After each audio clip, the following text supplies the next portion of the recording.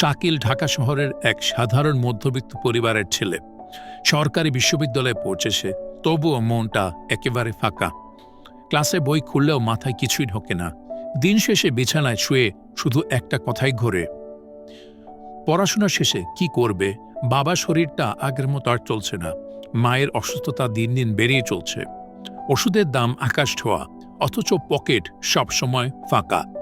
চাকরির বাজার এমন, নিজের যোগ্যতাটা যেন আজ মূল্যহীন। সবকিছু মিলিয়ে মনে হয় আমি যেন কোনো এক অসহায় যাত্রী, যে কোথাও পৌঁছাতে পারছে না। এই ভাবনার ভারে প্রতিদিন ডুবে যায় শাকিল। ডিপ্রেশনের অদৃশ্য দেয়াল তার চারপাশে জমাট বেঁধে থাকে। দিন কেটে যায় ক্লাস ফাঁকি দিয়ে গেম খেলে আর সোশ্যাল মিডিয়ায় অযথায় স্ক্রল করতে করতে রাত শেষ করে। বাইরে থেকে যতই হাসিখুশি দেখাক, ভেতরের শূন্যতা তাকে নিঃশেষ করে দিচ্ছে আস্তে আস্তে।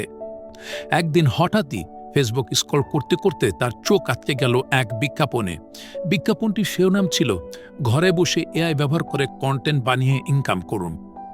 বিজ্ঞাপনটিতে বলা হচ্ছিল কিভাবে এআই ব্যবহার করে ভিডিও তৈরি করা যায় আর কিভাবে এই দক্ষতা দিয়ে অনলাইনে আয়ের পথ খুলে যেতে পারে।